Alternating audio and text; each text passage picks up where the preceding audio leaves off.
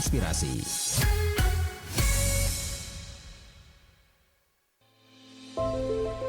Saya Edi Stasius Endi, Bupati Manggarai Barat, mengajak pendengar dan masyarakat Labuan Bajo untuk mendengarkan RRI Stasiun Produksi Labuan Bajo BFM 91,70 MHz. RRI sekali di udara, tetap di udara. RRI SP Labuan Bajo, FM 91,7. Line telepon dan WhatsApp 0812 3823 1987. Ikuti media sosial kami, Facebook dan Instagram @RRI_SP Labuan Bajo. Pendengar, secara lengkapnya rangkaian wawancara pagi kami di Labuan Bajo pagi ini sudah terhubung kami ya bersama narasumber kami pagi ini Bu Maria Patricia Sairan, Kepala BMKG Komodo Kabupaten Manggarai Barat, pendengar, yang nanti akan update untuk Anda ya mengenai masih adanya hujan saat musim kemarau seperti sekarang ini. Kita sapa dulu Bu Maria pagi ini. Bu Maria, selamat pagi Ibu. Selamat pagi. Selamat pagi, semangat pagi Ibu. Terima kasih pagi ini kembali kami ganggu ya Bu pagi harinya. Baik, aman. Aman ya Bu ya. Oke, Bu Maria, beberapa hari ini hujan masih terpantau ada ya Bu di beberapa wilayah Kabupaten Manggarai Barat ya. Padahal ini masuknya musim kemarau ya Bu ya kalau tidak salah sekarang. Iya, masih kemarau. Masih kemarau. Bu Maria, mungkin ada pandangan sendiri dari BMKG terkait dengan masih adanya musim hujan di saat musim kemarau ini, Bu Maria. Baik, gini. Jadi meskipun kita berada di musim kemarau, seperti yang lalu juga sudah pernah saya sampaikan,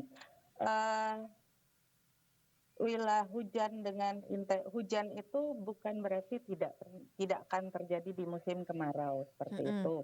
Namun yang kita alami beberapa hari terakhir, kayaknya dari tanggal 8 September ya, itu hujan yang cukup lebat, maksudnya intensitasnya sedang sampai dengan lebat dan cukup panjang dibandingkan hujan yang pada periode kemarau ketika bukan di bulan September seperti itu. Hal ini disebabkan oleh seperti biasanya itu ketika ada hujan di musim kemarau, biasanya ada gangguan dari lewatnya gelombang ekuatorial Rossby yang biasanya memang secara periodik itu tiap berapa hari gitu akan melewati suatu wilayah. Nah, kali ini juga pemicunya itu si Rossby ini. Gitu. Pemicunya memang dari si Rossby ini gitu ya. Gelombang ekuatorial. Gelombang, oke. Baik, ini normal saja atau seperti apa ini Ibu? Tidak ada masalah berarti ya? Sebenarnya untuk gelombang ekuatorial Rossby ini atau ada juga gelombang ekuatorial lainnya seperti Kelvin itu karena secara periodik gitu lewat di suatu wilayah, jadi bukan hanya wilayah NTT, Bali, kemudian pergerakannya ini kan dari timur menuju ke barat di daerah sekitar ekuator. Nah, itu sebenarnya normal. Yang menjadi tidak normal di sini adalah ketika terjadi bencana di musim kemarau seperti ini. Jadi perlu saya ini dulu bahwa gelombang Rossby itu ibarat angin yang mengajak awan itu berkumpul. Jadi kalau ada uap air, maka uap air yang cukup banyak, maka jadilah pesta hujan di situ. Nah, kalau misalnya asupan uap airnya sedikit ya cuma kumpul awan saja atau mendung. Seperti beberapa waktu yang lalu kita sempat di NTT juga dilewati oleh si Rossby ini.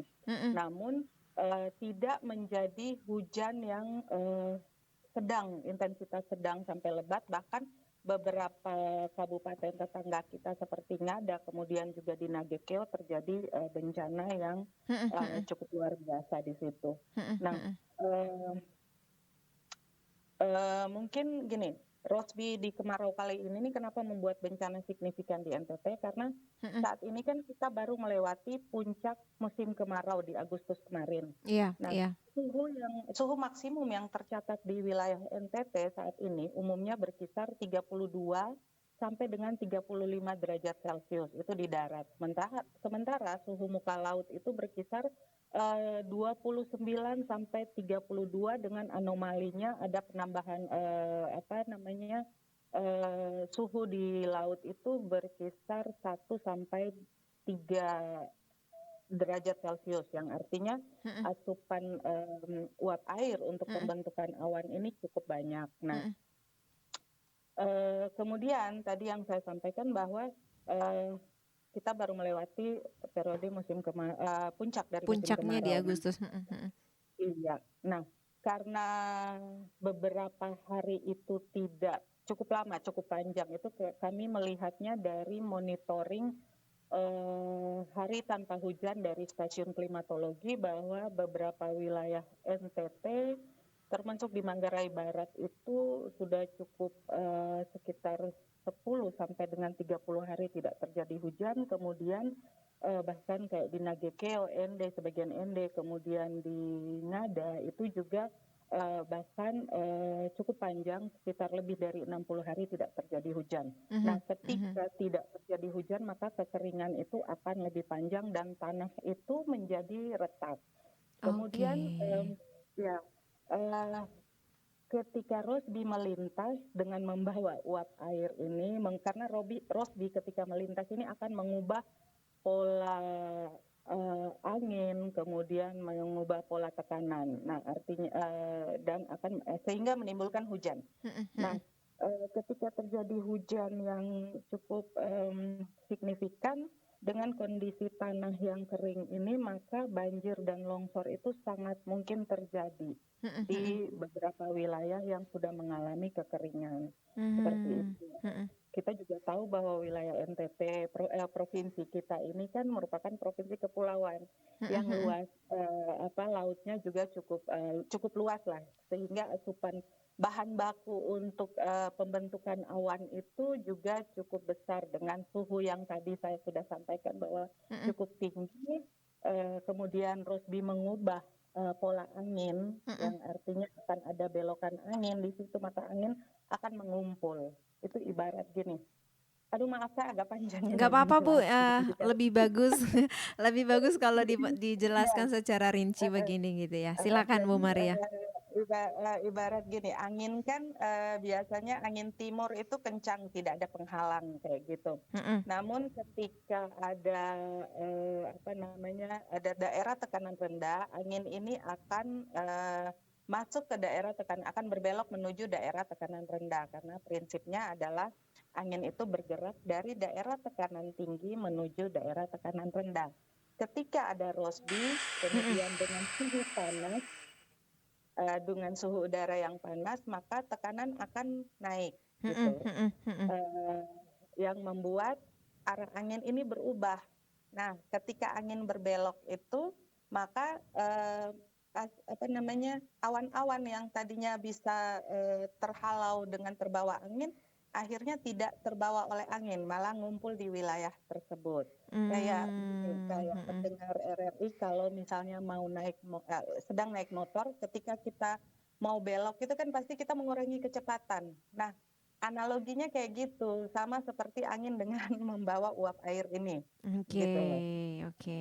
Jadi ketika ada perubahan pola angin, anginnya berbelok atau ngumpul, maka di daerah tersebut akan terjadi hujan karena kecepatan angin akan berkurang. Sementara kan dengan suhu yang panas, udara yang jenuh, maksudnya awan-awan itu terkumpul, Mhm. tidak terbawa oleh angin, gitu kira-kira.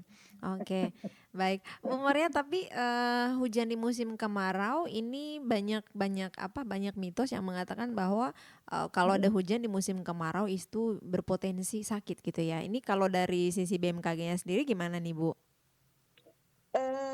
Ya, bukan mitos sebenarnya ya, Mhm. karena ya itu kekeringan yang panjang, Mhm. Mhm. pasti juga tanah itu kering, debu banyak, Mhm. seperti itu. Jadi ketika terjadi hujan, maka akan mengangkat debu-debu tersebut ke udara. Nah, itu yang masuk ke saluran pernafasan kita seperti itu. Jadi sehingga membuat pilek. Kemudian perubahan suhu tadi juga, walaupun kita di siang hari, karena suhu maksimum tadi memang tinggi, tapi itu di siang hari.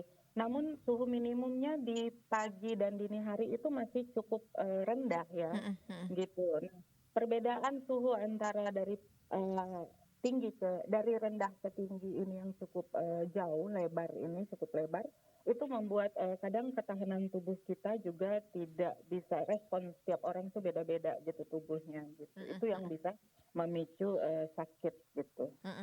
Oke, baik Bu Maria, catatan terakhir Ibu, ada catatan khusus mungkin dari Bu Maria selaku Kepala BMKG Komodo Kabupaten Manggarai Barat, imbauan untuk seluruh pendengar RRI yang saat ini sedang mendengarkan mengenai bagaimana sih kita harus bersiap-siap atau harus seperti apa di musim kemarau seperti sekarang ini? Ya, baik.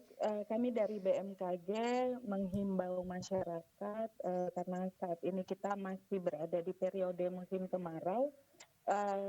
Kita agar walaupun kita masih tetap berada di musim kemarau, hujan yang terjadi kemarin itu sebenarnya ada positifnya buat kita karena menambah jumlah air di tempat kita. Namun kita juga tetap harus waspada karena dari prediksi untuk 10 hari ke depan masih akan ada hujan, namun tidak terlalu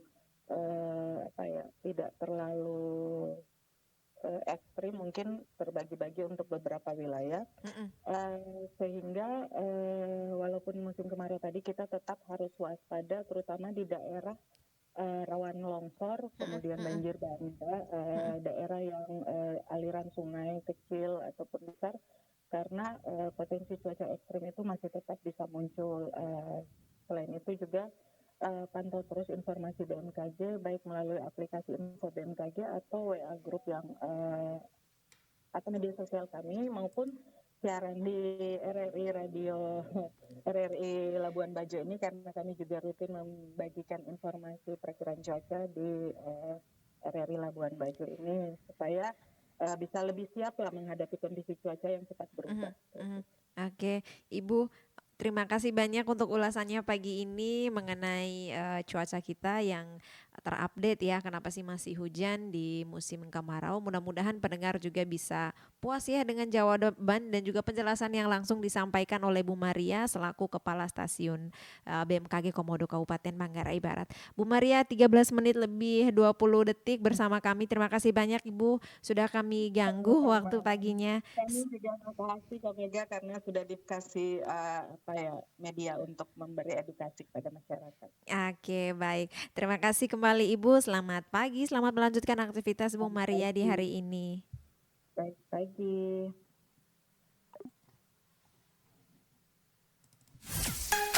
Dari kawasan Jalan Sernaru, Anda mendengarkan RRI SP Labuan Bajo, kanal informasi dan inspirasi.